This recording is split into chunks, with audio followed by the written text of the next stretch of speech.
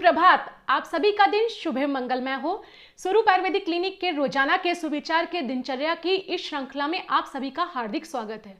क्या कोविड-19 pandemic condition में corona की तीसरी लहर बच्चों के लिए खतरनाक है? इस बात को लेकर आप भी परेशान हैं कि कहीं आपके बच्चों पर कोई खतरा ना आए, या फिर जो है आप सभी आप में से कुछ पेरेंट्स इस बात को लेकर परेशान रहते हैं कि बहुत सारे इम्यूनिटी बूस्टर्स देने पर, हेल्दी फूड खिलाने पर, बहुत सारा बच्चों का ध्यान रखने पर भी आपके बच्चे बार बार बीमार क्यों हो जाते हैं? क्यों इम्यूनिटी बूस्टर्स उनके लिए इम्यूनिटी रीज नहीं करते और वो बार बार बीमारी का शिकार होते हैं? तो अगर ये दोनों कंडीशंस आपके साथ में हैं, या इनमें से कोई एक कंडीशन है कि आप कोरोना की तीसरी लहर जो कि बच्चों के लिए खतरनाक हो सकती है, उस बात से लेके अपने बच्चों को लेके थोड़ा भयभीत हैं, या फिर आपके बच्चे इम्यूनिटी बूस्टर्स और हेल्दी फूड लेने के बावजूद भी जल्दी बीमार हो जाते हैं और आप अपने बच्चों की इम्यूनिटी बढ़ाना चाहते हैं, तो ये वीडियो आपके लिए है। और इस वीडियो को लास्ट तक देखिए, जिसमें हम आपको बताने वाले हैं कि किस तरीके से क्या करके जो इम्यूनिटी बूस्टर्स हम देते भी हैं उनका इफेक्ट ज़्यादा हो और आपके बच्चों की इम्यूनिटी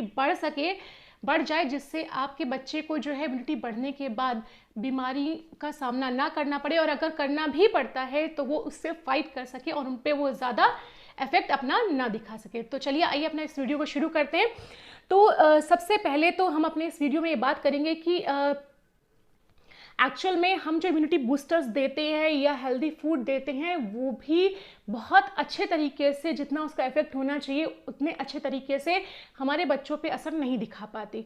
सब कुछ करने के बाद भी हमारा बच्चा बीमार हो जाता है, किसी ना किसी बीमारी का शिकार हो जाता है।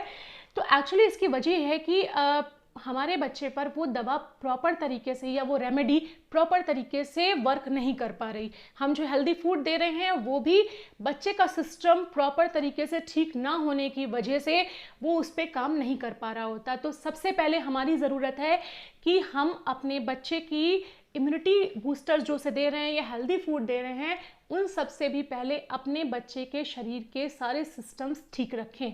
अगर आपके बच्चे के शरीर के सारे सिस्टम अपनी नॉर्मल अवस्था में रहेंगे तो आप उन्हें चाहे हेल्दी फूड देंगे तो वो भी एक इम्यूनिटी बूस्टर का काम करेगा, और अगर आप उन्हें कोई रेमेडी देते हैं या कोई इम्यूनिटी बूस्टर ड्रग देते हैं तो उसका इफेक्ट 4 गुना बढ़ जाएगा।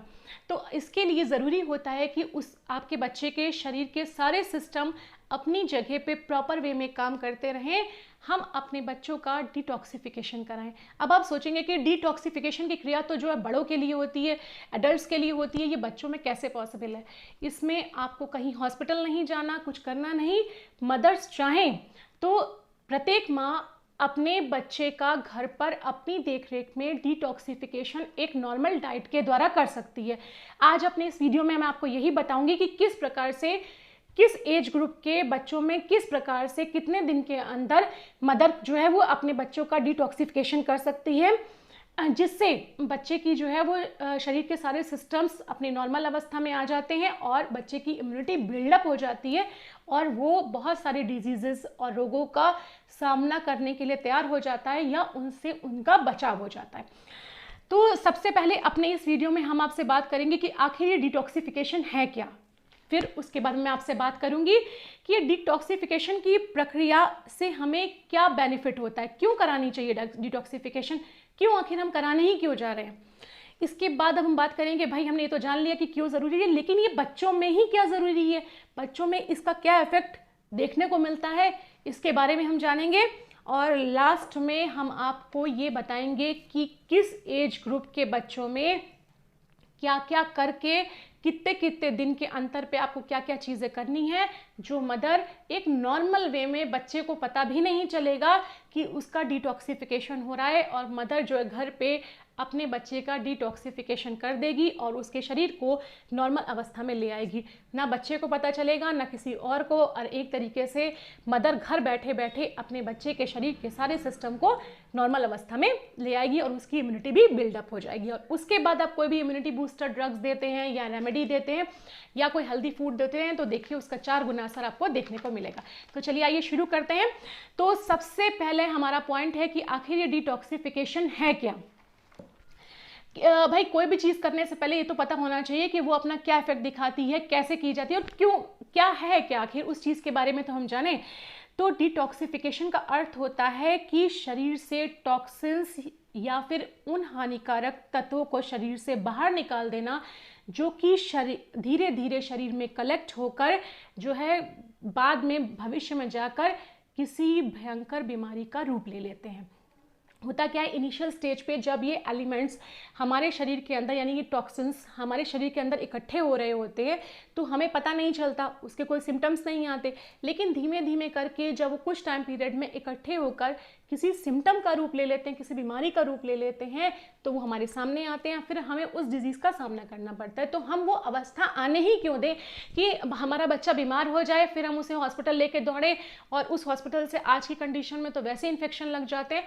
तो हम सिंपल वे में अगर कोई ना कोई रूटीन करने से कभी ना कभी हमारे शरीर में टॉक्सिन्स बनते ही रहते हैं, तो हम क्यों ना डिटॉक्सिफिकेशन की क्रिया कुछ कुछ टाइम पीरियड में 3 महीने पे 6 महीने पे एक नॉर्मल डाइट के द्वारा ही कर सकते हैं, वो कर दे, ताकि अगर कोई एलिमेंट जो है वो इस तरीके का बन गया है या नॉर्मल अवस्था से अलग हो गया, इम्बैलेंस हो गए हैं एलिमेंट्स, टॉक्सिन्स बन गए हैं, तो वो शरीर से बाहर निकल जाएं और आपका बच्चा बिल्कुल हेल्दी या स्वस्थ रहे।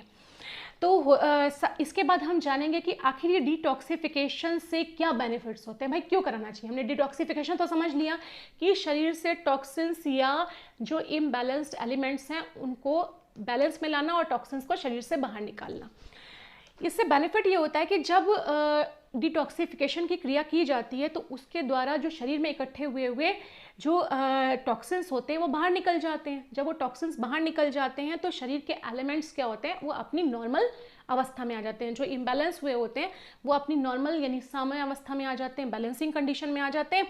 और जब वो बैलेंस हो जाते हैं तो शरीर के जितने भी सिस्टम हैं वो अपने प्रॉपर वे में काम करने लगते हैं, जो है सिस्टम सब नॉर्मल हो जाते हैं। जब आपके शरीर के सिस्टम नॉर्मल अवस्था में काम करेंगे तो आपके शरीर का क्या होगा, आपके शरीर हेल्दी हो जाएगा और आपकी इम्यूनिटी क्या होगी। जब एक हेल्दी शरीर ही जो है इम्यूनिटी बिल्डअप कर पाता है तो उसकी इम्यूनिटी ज़्यादा होगी और आप डिजीज़ के अगेंस्ट आपका शरीर फाइट कर सकेगा। तो इसलिए डिटॉक्सिफिकेशन की क्रिया ज़रूरी है। अब बात करते हैं कि भाई ये डिटॉक्सिफिकेशन की क्रिया बच्चों में क्यों ज़रूरी है। एडल्ट्स के लिए तो हम आज तक सुनते आए हैं कि एडल्ट्स में डिटॉक्सिफिकेशन कराना चाहिए, टॉक्सिन्स बन जाते हैं बहुत सारे कारणों से, आखिर बच्चों में क्यों ज़रूरी है। अब आप सभी ने देखा होगा, इसका जवाब ये कि आप सभी ने देखा है कि बहुत सारे पेरेंट्स अपने बच्चों को दनादन दिए जाते इम्यूनिटी बूस्टर्स, ये खिला दें वो खिला दें, कभी च्यवनप्राश दे रहे हैं, कभी कोई इम्यूनिटी बूस्टर ड्रग दे रहे हैं, कभी अश्वगंधा खिला रहे हैं, कभी कुछ दे रहे हैं, हेल्दी फूड खिला रहे हैं, पर फिर भी उनका बच्चा अक्सर बीमार रहता है, फिर भी उन्हें डिजीज़ पकड़ लेती है। क्यों पकड़ लेती? क्योंकि आप जो कुछ भी दे रहे हैं उसने देने के समय क्या वो आपके बच्चे के शरीर में लग भी रही है, क्या वो इम्यूनिटी बूस्टर ड्रग काम कर रही है, वो रेमेडी काम कर रही है शरीर पर उसके, क्या जो आप हेल्दी फूड दे रहे हैं, फ्रूट्स खिला रहे हैं, ग्रीन वेजिटेबल्स दे रहे हैं, वो उसके शरीर में प्रॉपरली लग पा रही है, उनका डाइजेशन हो पा रहा है। ये सब इसलिए नहीं हो पा रहा होता क्योंकि शरीर के अंदर जो एलिमेंट्स हैं, जो सिस्टम है उसके शरीर के, वो सिस्टम अपनी नॉर्मल स्टेज पे नहीं है, नॉर्मल अवस्था में नहीं है, क्योंकि शरीर में एलिमेंट्स अपनी बैलेंसिंग कंडीशन में नहीं है। जब तक एलिमेंट्स अपनी प्रॉपर कंडीशन में नहीं आएंगे, सिस्टम नॉर्मल नहीं होगा शरीर का, तब तक आप बाहर से कुछ भी डालते रहेंगे वो उस पर प्रॉपर इफेक्ट नहीं दिखाएगा और आपका बच्चा बीमार का बीमार ही रहेगा। तो आपको पहला काम ये करना है कि शरीर के उसके सिस्टम नॉर्मल अवस्था में आ जाए। इसके लिए आप पहले अपने बच्चे के जो शरीर में एलिमेंट्स बिगड़ गए हैं, इम्बैलेंस हो गए हैं, यानी एक तरीके से जो इम्बैलेंस एलिमेंट्स होते हैं वो टॉक्सिन्स का काम करते हैं। भाई शरीर पे वो नुकसान दे रहे हैं तो वो टॉक्सिन्स ही तो हुआ, जो कुछ आपको नुकसान पहुंचाए वो टॉक्सिन्स है, टॉक्सिन का काम कर रहे हैं, उन्हें आप शरीर से बाहर निकालिए। शरीर से बाहर निकालते क्या होगा, आपके एलिमेंट्स जो हैं वो नॉर्मल अवस्था में आने लग जाएंगे। अब हम सब यही सोचे बैठे रहते हैं कि डिटॉक्सिफिकेशन तो हमें चाहिए नहीं, एडल्ट्स के लिए ज़रूरी है, लेकिन देखिए टॉक्सिन्स कुछ और नहीं है, एलिमेंट्स जो इम्बैलेंस स्टेज में हैं वही जो शरीर को नुकसान पहुंचा रहे हैं वही टॉक्सिन्स है।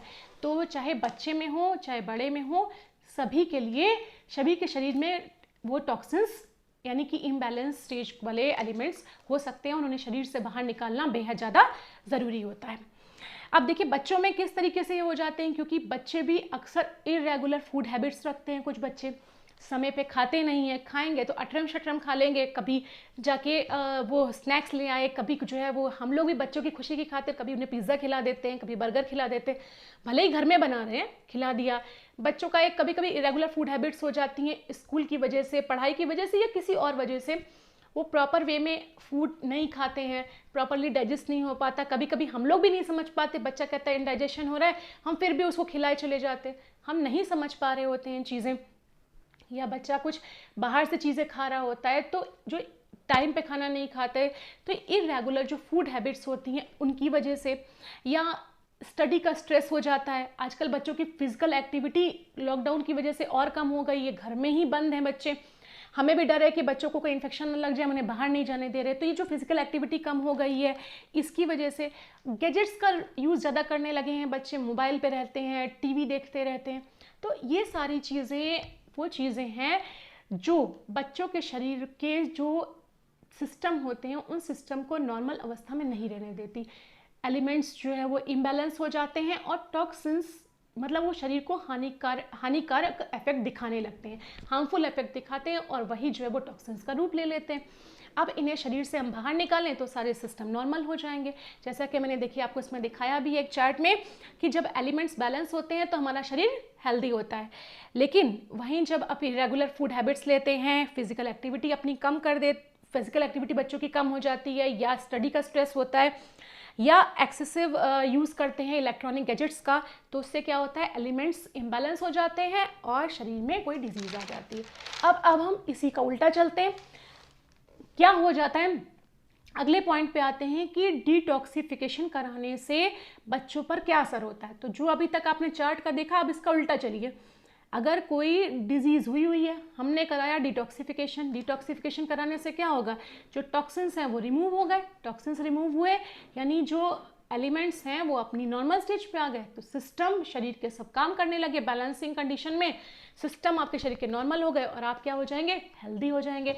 अब जब आपका बच्चा हेल्दी हो जाएगा, अब उसकी इम्यूनिटी वैसे ही बिल्डअप हो जाएगी। अब उसे अगर आप इम्यूनिटी बूस्टर ड्रग नहीं भी देते हैं तो भी वो जो थोड़ा बहुत खाएगा, हेल्दी फूड खाएगा, वही आप उस बच्चे की इम्यूनिटी बढ़ाती रहेगी क्या। और अगर उसे कोई इन्फेक्शन का सामना करना पड़ता है तो वो उस पर ज़्यादा असर नहीं दिखा पाएगी और बच्चा जो है अब उसकी बच्चे के शरीर की जो इम्यूनिटी होगी वो उस डिजीज़ से फाइट कर सकेगी। सो इस बात को ध्यान रखिए कि आप जो है इम्यूनिटी बूस्टर ड्रग ढूंढें, ये ढूंढें, वो ढूंढें, उनके चक्कर में नहीं पड़िए।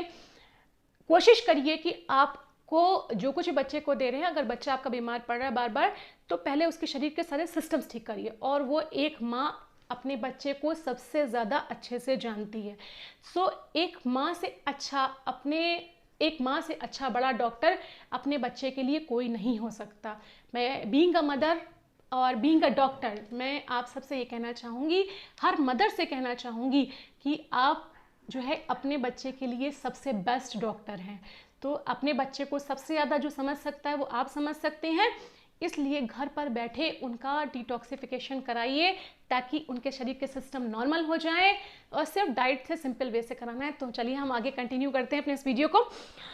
तो अब क्या हुआ, जब शरीर के सारे सिस्टम ठीक हो गए, इम्यूनिटी बिल्डअप हो गई, अब बच्चा फाइट करने के लिए तैयार है किसी भी बीमारी से, और हो सकता है उसको बीमारी होगी ही नहीं। ठीक है, अब इस पैंडेमिक कंडीशन में तो इस चीज़ की सबसे ज़्यादा हमें ज़रूरत ही है ताकि इम्यूनिटी बच्चे की बिल्डअप हो जाए। और हम जो कोविड-19 की इस कंडीशन में तीसरी लहर से सबसे ज़्यादा डरे हुए हैं कि हम बच्चे के लिए क्या क्या कर दें, क्या ना कर दें, रोज़ सर्च करते रहते, उसकी आपको ज़रूरत नहीं पड़ेगी। अब हम अपने लास्ट पॉइंट पे आते हैं कि भाई बहुत बात हो गई डिटॉक्सिफिकेशन क्या है, बहुत बात हो गई इस बारे में कि डिटॉक्सिफिकेशन ज़रूरी क्यों है, बच्चों में क्यों ज़रूरी है। अब हम बात करते हैं मदर्स के लिए सबसे इम्पॉर्टेंट पॉइंट कि कैसे कराना है आपको डिटॉक्सिफिकेशन अपने बच्चों में। तो बहुत ध्यान से सुनिएगा मेरी बात को। मैंने यहाँ पे डिटॉक्सिफिकेशन कराने के लिए बच्चों के 2 ग्रुप बनाए हैं। पहला ग्रुप है जिसमें बच्चे डिवाइड होते हैं 5 साल से लेके 10 साल तक के। एक ग्रुप में बच्चे आएंगे जिनकी उम्र 5 साल से लेके 10 साल है, और बी ग्रुप में बच्चे आएंगे जिनकी उम्र 11 साल से 15 साल है। पहला ग्रुप है 5 से 10 साल की उम्र के बच्चों का, दूसरा ग्रुप है 11 से 15 साल की उम्र के बच्चों का। तो चलिए आइए बात करते हैं ए ग्रुप की, जिसमें 5 से 10 साल के बच्चे आते हैं। ये इस पहले ग्रुप में जो भी आपको डिटॉक्सिफिकेशन कराना है, वो मदर जिनके बच्चे 5 से 10 साल की उम्र के हैं, ध्यान से सुनिए, ये डिटॉक्सिफिकेशन की क्रिया आपको 10 दिन की करानी है। लेकिन मैं फिर यहाँ पर ये कहूँगी कि मैंने यहाँ पे एक रफ आइडिया दिया है। अगर आप अपने बच्चे का डिटॉक्सिफिकेशन कराने चाह रहे हैं तो आप किसी फिजिशियन से भी एक बार राय ले लीजिएगा, या आप चाहें तो मेरे दिए गए नंबरों पे व्हाट्सएप पे मुझसे एक बार आप सलाह भी ले सकते हैं इस बारे में। तो इस 5 से 10 साल की उम्र वाले बच्चों का आपको जो डिटॉक्सिफिकेशन की क्रिया करानी है वो 10 दिन के अंदर आराम से हो जाएगी, और बच्चे को मैं वादा करती हूँ कि कुछ ज़्यादा पता भी नहीं चलेगा। इस 10 दिन के प्रोग्राम को हमने 3 पार्ट में डिवाइड किया है, जो कि हर पार्ट में 3 दिन का एक प्रोग्राम है। अब इसमें क्या करना है, इस 10 दिन में सबसे पहले तो आप अपने बच्चों को एक आदत डाल दीजिए अजवाइन, सौंफ और गुड़ का पानी सुबह उठते ही पिलाने का। बहुत सारी मदर ये करती हैं कि सुबह उठते ही सबसे पहले बच्चों को मिल्क दे देती हैं कि मिल्क ज़रूरी है, मिल्क दीजिए, लेकिन मिल्क देने से पहले अपने बच्चे को अजवाइन, सौंफ, गुड़ का पानी ज़रूर दीजिए। बनाने की वही विधि है जो मैंने अपने हर वीडियो में कही। 1 कप पानी, आधा चम्मच अजवाइन, आधा चम्मच सौंफ, थोड़ा सा गुड़ का पीस डाल के उबालिए। जब अच्छे से उबल जाए, छान के वो पानी सुबह खाली पेट अपने बच्चे को ज़रूर पिलाइए। बिल्कुल तीखा नहीं लगता, आपके बच्चे को पीने की आदत पड़ जाएगी।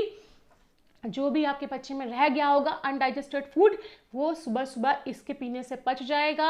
अब आप चाहे दूध पिलाएं, चाहे आप कुछ भी खिलाएं, दिन में बच्चे को ना तो मोशन की दिक्कत होगी, ना ही उसे एसिडिटी होगी, ना ही इंडाइजेशन होगा, और ना ही जीआई रिलेटेड और कोई प्रॉब्लम होने पाएगी।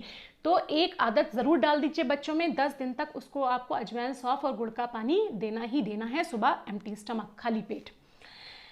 अब हम बात करते हैं अपने फर्स्ट पार्ट पे आते हैं, क्योंकि मैंने इस ग्रुप को 5 से 10 साल उम्र के बच्चों को के 3 ग्रुप बनाए थे, 3-3 दिन के। पहले फर्स्ट पार्ट में आते हैं, जिसमें फर्स्ट डे में आपको बच्चे को देनी है सिर्फ मूंग दाल, वो भी येलो वाली, जो पीली वाली मूंग धुली दाल आती है वो आपको देनी है। अच्छा, इसमें ये बाउंडेशन नहीं है कि 1 कटोरी देनी है या आधी कटोरी देनी है। आपके बच्चे की जितनी भूख है, जितना आपका बच्चा एक बार में आराम से खाता है, आप उसे हर बार वही दाल खिलाएंगे।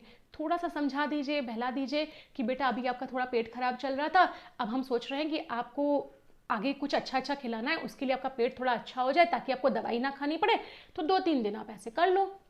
आपका बच्चा आपकी बात ज़रूर सुनेगा, समझेगा। तो आप उसे दिन में जब भी भूख लगे आप उसे मूंग दाल खिला दीजिए।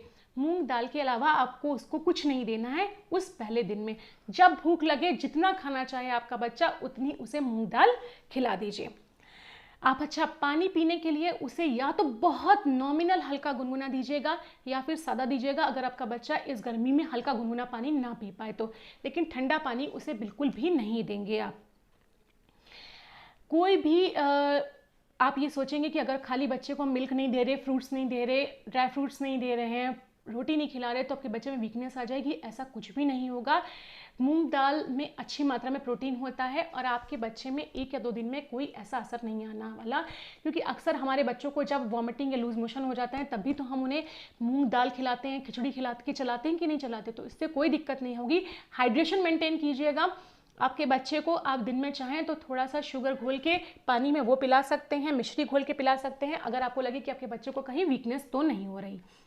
बाकी लेकिन खाने के लिए आपको सिर्फ उसे मूंग दाल देनी है पहले दिन पे। अब इसके बाद आते हैं हम इसके सेकंड डे पे, फर्स्ट पार्ट के सेकंड डे पे। इसमें आपके बच्चे को देनी है आपको मूंग दाल में लौकी डाल के। तो थोड़ी वेजिटेबल मिक्स हो जाएगी, मूंग दाल में लौकी डाल के बना लीजिए। आपका बच्चा जब भी भूख लगे, जब भी कुछ खाने को मांगे, तो आप उसे यही खिलाएंगे और इसके अलावा कोई फल, दूध या कोई और चीज़ नहीं देंगे। पानी आपको इस सेकंड पार्ट में भी वही बहुत हल्का गुनगुना या सादा पानी पिलाना है। आते हैं हम अपने तीसरे दिन पे, फर्स्ट पार्ट के थर्ड डे पे। इसमें आपको मूंग दाल छिलके वाली लेनी है और उसमें न्यूट्रिला यानी जो सोयाबीन होती है वो थोड़ी मात्रा में डाल देंगे आप। अब ये बनाकर बच्चे का टेस्ट भी चेंज हो जाएगा और उसमें प्रोटीन भी डिफरेंट जाएंगे। आप उसे बच्चे को दिन में जब भी भूख लगे ये खिलाना है आपको। और पानी वही आप हल्का गुनगुना, बहुत हल्का गुनगुना या सादा पानी पीने के लिए इसे देंगे।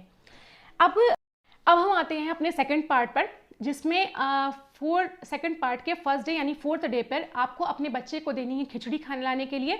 इस खिचड़ी में पतली पतली खिचड़ी होगी ये, और मूंग दाल 3 भाग होगी और 1 भाग चावल होगा। लेकिन ये ध्यान रखिएगा, इस खिचड़ी में कोई तड़का नहीं लगाना है आपको। बिना तड़के की खिचड़ी, जब भी भूख लगे बच्चे को यही खिचड़ी आप खाने के लिए देंगे। इसके आते हैं सेकंड पार्ट के सेकंड डे पे, यानी कि 5th डे, जो डिटॉक्सिफिकेशन का 5th डे है, उस पे आप अपने बच्चे को खिलाएंगे जो खिचड़ी देंगे। लेकिन ये खिचड़ी में अब आपको मूंग दाल 3 भाग डालनी है, 1 भाग चावल और थोड़ी सी लौकी डाल के आपको बच्चे के लिए खिचड़ी बनानी है। लेकिन अभी भी आप खिचड़ी में तड़का नहीं लगाएंगे। इस तरह की खिचड़ी आप पतली पतली जब भी बच्चे को भूख लगे तो आपको खिलानी है। और 6th डे पे आपको अपने बच्चे को खिचड़ी खिलानी है, लेकिन उसमें आप मूंग दाल 3 भाग, 1 भाग चावल और थोड़ी सी सोयाबीन डालेंगे।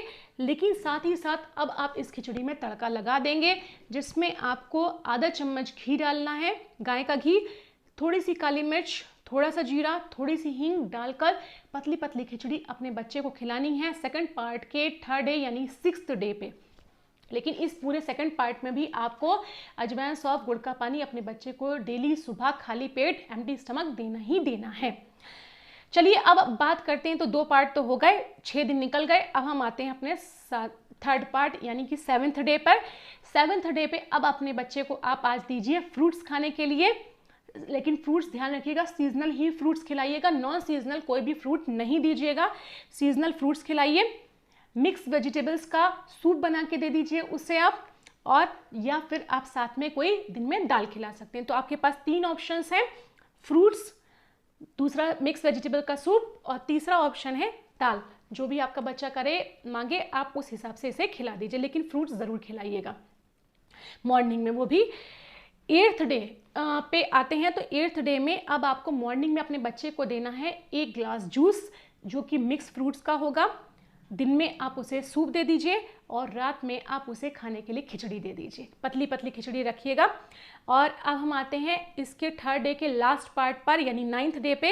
इसमें आपको अपने बच्चे को मॉर्निंग में देना है स्मूदी बना के, जिसमें जो है मिल्क सिर्फ 1 पार्ट होगा, 3 पार्ट सीजनल कोई भी फ्रूट जैसे कि वाटरमेलन, तरबूज हो गया या खरबूजा हो गया, वो डालकर मिक्सर ग्राइंडर में चला दीजिए, थोड़ी सी शुगर ऐड कर दीजिए, और ये आपको दिन में एक बार सुबह में मॉर्निंग में इसको देना है 9th डे पे। सूप देना है, वेजिटेबल सूप, और रात में आपको अपने बच्चे को नमकीन दलिया देना है। ये आपका ये हो गया 3rd पार्ट का। अब आते हैं हम 10th डे पे, क्योंकि 10 दिन का प्लान था, 9 डेज हमने ऐसे फॉलो किए। 10th डे पे आप अपने बच्चे को 1 या 2 रोटी, जितनी आपके बच्चे की भूख हो उसके अकॉर्डिंग दीजिए, चपाती दीजिए, और साथ में आपको देनी है लौकी, तरोई या टिंडे की सब्जी। ध्यान रखिएगा, ज़्यादा प्यार मत दिखाइएगा, कहीं ऐसा ना हो कि आपने सोचा अपने बच्चे को 9 दिन तक कुछ अच्छा नहीं खिलाया, आज हम पनीर खिला दें, हम आलू खिला दें, तो ये नहीं करना है। लौकी, तरोई या टिंडे की सब्जी जो गोड वाली आती है इसमें, वो आपको देनी है, और साथ में 1 या 2 रोटी, जितनी बच्चे की भूख हो उतना आप इसे दिन में खिलाएंगे। ये तो हमारा प्लान हो गया 5 से 10 साल के जो एज ग्रुप वाले बच्चे हैं उनका, जो आपको 10 दिन का प्लान फॉलो करना है। अब हम बात करते हैं कि एज ग्रुप, जिनकी बच्चों की एज ग्रुप जो है वो 10 से 15 ईयर्स की है, उस एज ग्रुप के बच्चों की बात करें तो ये जो टोटल प्लान होगा डिटॉक्सिफिकेशन का, ये इनके लिए रहेगा 16 डेज का। इस 16 डेज के प्लान में आपको स्टार्टिंग के 2 डेज जो है बच्चे को सिर्फ मूंग दाल देनी है, और अजवाइन, सौंफ, गुड़ का पानी तो आपको देना ही देना है, ये ध्यान रखिएगा। पूरे 16 डेज आप देंगे उसे, और स्टार्टिंग के पहले दिन और दूसरे दिन आप सिर्फ उसे मूंग दाल देंगे खाने के लिए। 3rd डे और 4th डे पर आप उसे देंगे मूंग दाल और लौकी खाने के लिए, और 5th डे पे आप उसे देंगे मूंग दाल में सोयाबीन डालकर खाने के लिए। पानी इस बीच में हल्का गुनगुना या सादा पानी ही पीना है, गर्म पानी नहीं लेना है बच्चे को। सेकेंड पार्ट पे आते हैं, यानी कि 6th डे पे। 6th डे और 7th डे पे बच्चे को जो लेनी है वो लेनी है मूंग खिचड़ी, जिसमें मूंग दाल 3 भाग होगी, चावल 1 भाग होगा, बिना तड़के की पतली पतली खिचड़ी लेनी होगी। ये 6th डे और 7th डे पे लेनी है। 8th डे और 9th डे पे इसी खिचड़ी में जो वो खिचड़ी में आपको लौकी ऐड कर देनी है, यानी 3 भाग मूंग दाल, 1 भाग चावल और थोड़ी सी लौकी ऐड करके 8th और 9th डे पे आप उसको बच्चे को देंगे। लेकिन इसमें भी आपको तड़का नहीं लगाना है। इसके बाद में आते हैं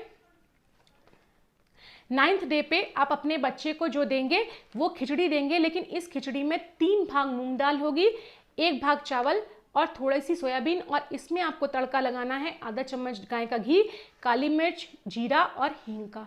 तो इस प्रकार से ये आपका सेकंड पार्ट कंप्लीट हो जाता है बच्चे में। अब इसके बाद हम आ जाते हैं अपने 11th डे पे। 11th डे पे आपको बच्चे को अपने देनी है जो है वो 11th और 12th डे पे आपको अपने बच्चे को देने होंगे फ्रूट्स खाने के लिए। जो सीजनल फ्रूट्स देंगे आप, मिक्स वेजिटेबल्स का सूप बना के देंगे या फिर दाल देंगे जो मैंने मूंग की बताई थी। उसके बाद 13th और 14th डे पे आपको अपने बच्चे को देना है सुबह पीने के लिए जूस, मिक्स फ्रूट्स का सूप देंगे आप बच्चे को, और रात में आप उसे पतली पतली खिचड़ी मूंग दाल की खिलाएंगे। 15th डे पे जो आपको अपने बच्चे को देना है, मॉर्निंग में स्मूदी बना के देनी है जिसमें मिल्क 1 पार्ट होगा, 3 पार्ट कोई सीजनल फ्रूट्स होंगे, सूप और नमकीन दलिया आप देंगे। तो इस प्रकार में 15th डे पे और 16th डे पे आप अपने बच्चे को उसकी भूख के अकॉर्डिंग 1, 2 या 3 जो भी वो चपाती खाता हो वो चपाती साथ में लौकी, तरोई या टिंडे की सब्जी खाने के लिए देनी है। बिल्कुल प्लान सेम है, बस जहाँ वहाँ पहले दिन 1-1 दिन का प्लान था वही चीज़ वो 2-2 दिन में कन्वर्ट हो जाएगी। इस तरह से आपको इसको फॉलो करना है और फिर धीमे धीमे अपने बच्चे को नॉर्मल डाइट पे ले आइएगा। इस प्रकार प्रक्रिया करने से आपके बच्चे के शरीर के जो टॉक्सिन्स हैं, एलिमेंट्स इम्बैलेंस हो गए, वो टॉक्सिन्स बाहर निकल जाएंगे और एलिमेंट्स नॉर्मल स्टेज पे आ जाएंगे और सिस्टम सब नॉर्मल हो जाएंगे। और अब आप अपने बच्चे को कोई इम्यूनिटी बूस्टर ड्रग देते हैं तो वो 4 गुना काम करेगी और ज़रूरत ही नहीं पड़ेगी इम्यूनिटी बूस्टर ड्रग देने की। अगर आप उसे नॉर्मली हेल्दी फूड खिलाएंगे तो वो भी इम्यूनिटी बूस्टर का काम करेगा।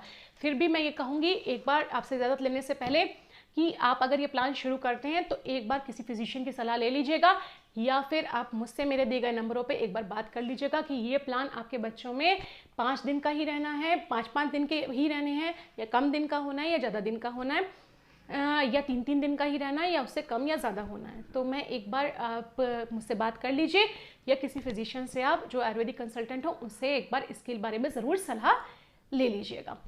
मैं फिर यही कहूँगी कि एक मदर अपने बच्चे के लिए बेस्ट डॉक्टर होती है, बेस्ट टीचर होती है। सो जितना अच्छा आप अपने बच्चे को समझ सकते हैं उतना अच्छा कोई नहीं समझ सकता। जितना अच्छी तरीके से बच्चा आपकी बात मानेगा उतना किसी की बात नहीं मानेगा। सो आप जो है एक अच्छे डॉक्टर के रूप में अपने बच्चे का इलाज ज़्यादा अच्छे तरीके से कर सकते हैं। डिटॉक्सिफिकेशन करिए, अपने बच्चे के शरीर की सिस्टम को नॉर्मल कीजिए, उसकी हेल्थ इंप्रूव होगी तो इम्यूनिटी अपने आप ही बिल्डअप हो जाएगी। तो मैं फिर आप सबसे लास्ट में यही कहूँगी, अपनी दिनचर्या बदलिए और स्वस्थ रहिए। इसके लिए आप हमारे दिनचर्या के सुविचार की श्रृंखला से हमारे साथ जुड़े रहिए। कल फिर हम आपसे मिलेंगे सेम टाइम पर एक नए टॉपिक के साथ आपसे चर्चा करेंगे। तब तक के लिए मुझे इजाज़त दीजिए। धन्यवाद।